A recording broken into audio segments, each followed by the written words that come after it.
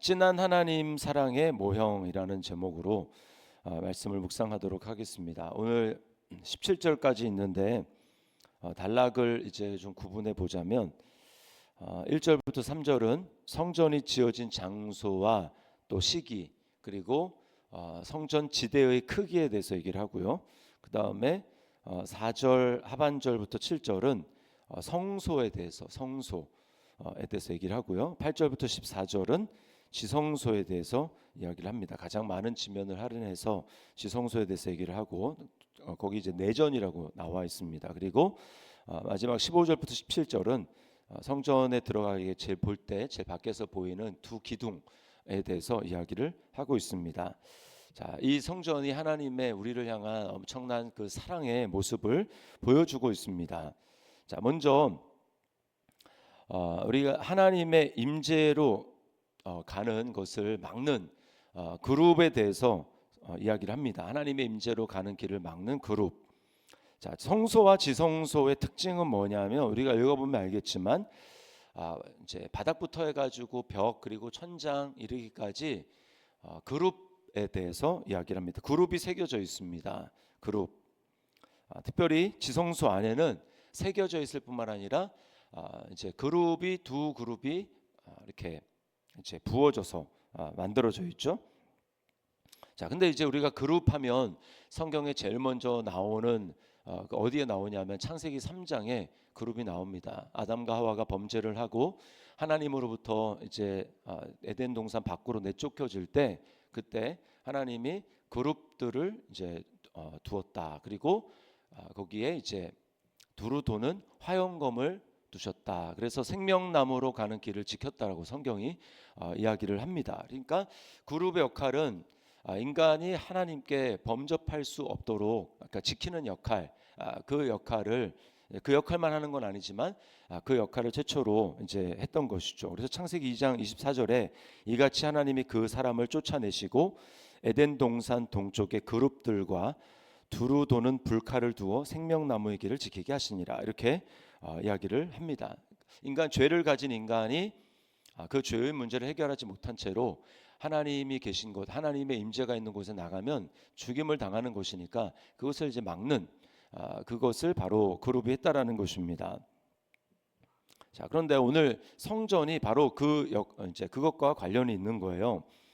자, 오늘 1절에 보면 이렇게 얘기합니다. 1절에 솔로몬이 예루살렘 모리아 산에 여호와의 전 건축하기를 시작하니 그곳은 전에 여호와께서 그의 아버지 다윗에게 나타나신 곳이요. 이렇게 이야기를 하죠. 자, 예루살렘 모리아 산, 하나님이 다윗에게 나타난 곳. 자, 이 다윗에게 하나님이 언제 나타났습니까? 거기 보면은 이제 아라우나라고도 하고 오르난이라고 똑같은 사람입니다. 그런데 이제 그 오르난의 타작 마당에서 다윗이 하나님 앞에 이제 번제를 드리죠, 속죄제를 드리죠. 왜 그런 일을 했냐면 다윗이 이제 인구 말년에 이제 인구 조사를 하죠. 인구 조사를 하는데 그게 이제 하나님 앞에 죄를 지은 게 됐습니다. 사탄이 이제 충동하는데 그 충동에 이제 넘어간 거죠. 그래서 인구 조사를 하는데 그래서 자기 힘이 내 나라가 얼마나 대단한가라고 하는 걸 눈으로 확인하고 이제 그렇게 하는 거죠. 하나님을 의지하는 것보다는 자기 힘을 의지했다는 거죠.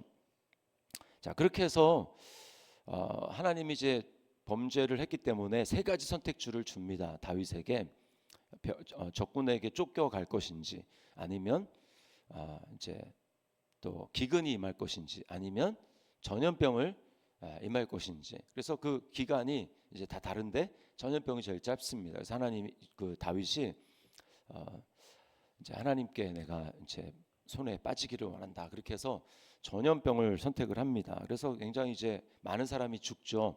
그때 다윗이 하나님 앞에 내가 죄를 지었는데 이 백성은 무슨 죄가 있어서 이렇게 어려움을 당합니까? 왜 죽습니까? 그러면서 하나님 앞에 이제 회개합니다. 그리고 하나님이 이제 돌이키셔서 그 재앙을 멈추시는데 조건으로 이제 다윗에게 제안한 것이 천사를 통해서 그게 바로 내게 희생제사를 드려라라고 한 것입니다. 그래서 다윗이 희생제사를 드린 곳이 오르난이라고 하는 사람의 타작마당이었어요. 타작마당. 거기서 타작할 때 쓰는 뭐 이제 수레, 그 다음에 소, 이것을 가지고 이제 사죠. 돈을 지불하고 삽니다.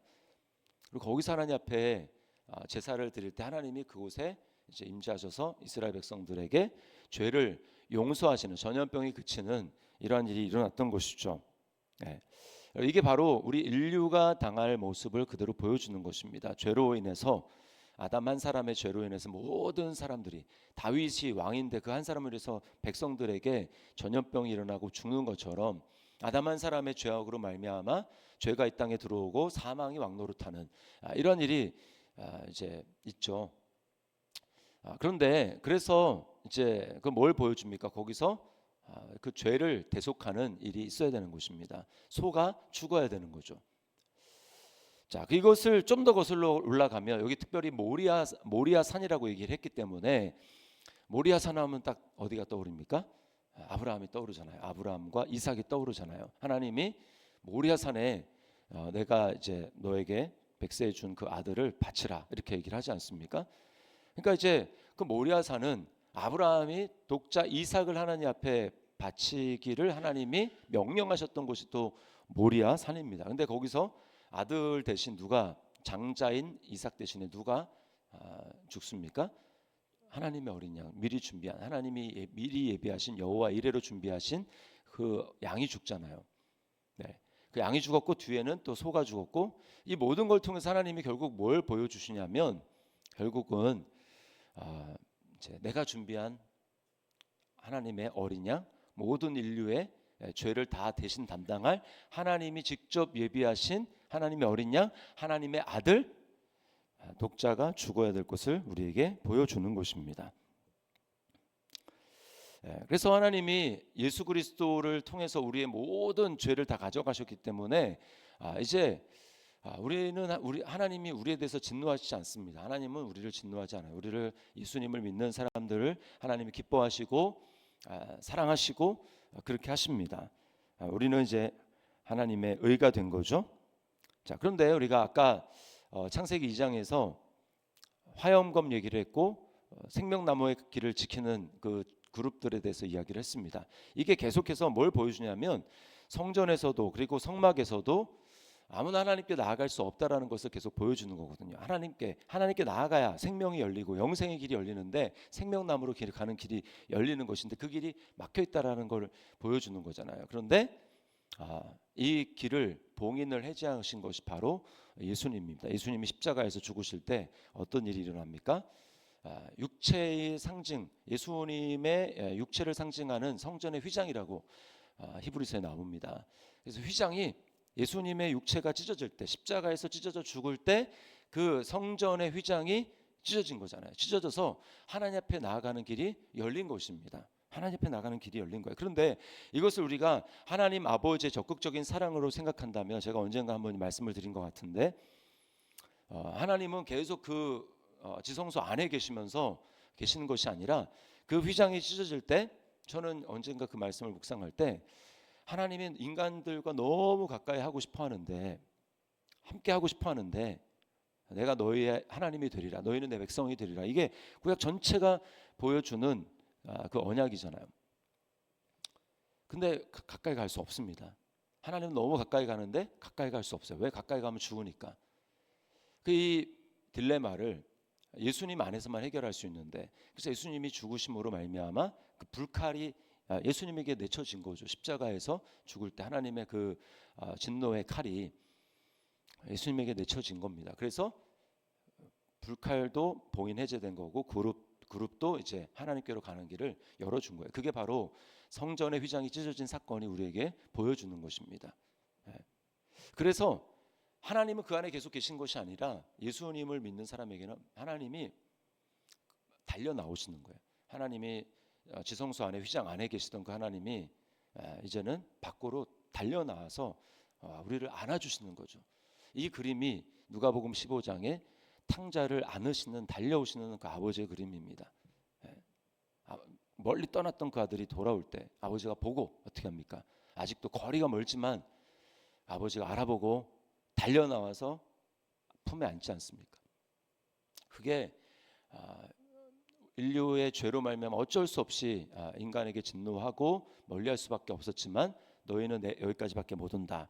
하나님이 정하신 법이었지만 이제 그리스도 안에서 그게 완전히 열려서 이제는 예수 그리스도 안에서 우리는 바로 예수님이 계시는 그 하나님 보좌 우편, 거기까지 우리는 갈 수 있는 그런 놀라운 존재, 그리고 하나님 품에 안길 수 있는, 탕자가 아버지 품에 안겼던 것처럼 하나님 우리에게 오셔서 와락 안아주시고 끌어안으시고 입을 맞추시고 반지를 끼워주시고, 아들의 권세죠, 아버지의 권세, 반지를 끼워주시고, 그리고 신발, 가장 좋은 신, 가장 좋은 옷, 아버지의 옷, 아버지의 신입니다.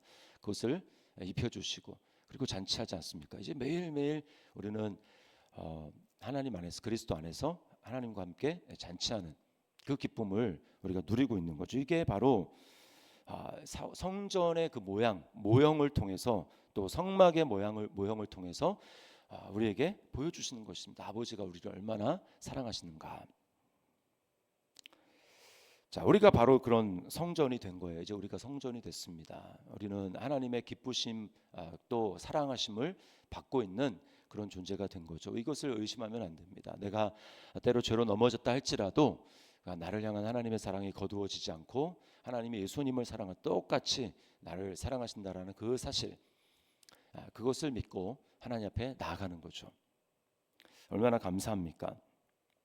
그리고 또 성전된 내가 기억해야 될 것, 성전 안으로 딱 들어갈 때 제일 먼저 보이는 게 큰 기둥 아닙니까? 큰 기둥. 그게 이제 15절부터 17절이 우리에게 보여주는 건데, 17절에 보니까 기둥 이름이 나옵니다. 그 기둥이 나오는데, 오른쪽 것은 야긴이라 부르고 왼쪽 것은 보아스라 불렀다, 이렇게 나오죠. 그리고 거기 난회주에 보면 야긴은 무슨 뜻입니까? 저가 세우시리라, 하나님이 세우신다는 거예요.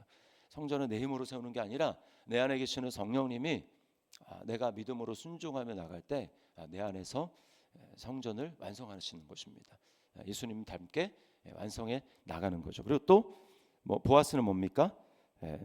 그에게 능력이 있다. 하나님께 능력이 있습니다. 능력이 심히 큰 것이 내게 있지 아니하고 그리스도에게, 하나님에게 있음을 알게 하는, 이게 바로 질그릇 같은 나에게 그 하나님, 예수 그리스도, 보화이신 예수 그리스도를 닮게 하신 하나님의 놀라운 섭리죠. 그래서 우리는 항상 바라볼 때 환경이 너무 힘들다, 나는 왜 이렇게 못났을까, 나는 이렇게 부족한 게 많을까, 그거를 보면서 탄식하는 것이 아니라 오히려 그것이 감사의 제목이 돼서, 나는 부족한데 내 안에 세상을 이기신 예수님이 내 안에 계시고, 나는 능력이 없는데 내 안에 능력이 계시는 보아스이신 예수님이 계신다. 그리고 그분이 내 삶을 건축해 나가시고 성전을 지으시고 하나님 보시기에 아름다운 모습으로 지금도 부지런히 짓고 계신다. 그리고 완성하실 것이다 라고 하는 것을 우리가 고백하면서 하나님 앞에 기쁨과 감사로 나아가는 것이죠. 이것이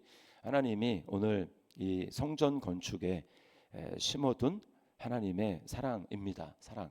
우리는 이제 제한 없이 하나님께로 나아갈 수 있고 그것을 날마다 믿어야 됩니다. 어느 곳에 있든지 생명나무로 가는 길이 열렸고 우리는 그 생명을 소유하고 있습니다. 영생을 선물로 받았습니다. 생명나무로 가는 길, 생명나무 자체이신 예수님 우리 안에 살아 계십니다. 오늘 말씀을 기억하면서 하나님 앞에 다시 한번 내가 받은 구원이 얼마나 놀라운 것인가, 아버지께서 나를 얼마나 사랑하셨는가 라고 하는 것을 기억하면서 우리 하나님 앞에 감사와 찬양을 드리면서 그렇게 주님과 깊은 사랑의 교제를 나누는 시간이 될 수 있기를 주님의 이름으로 축복합니다.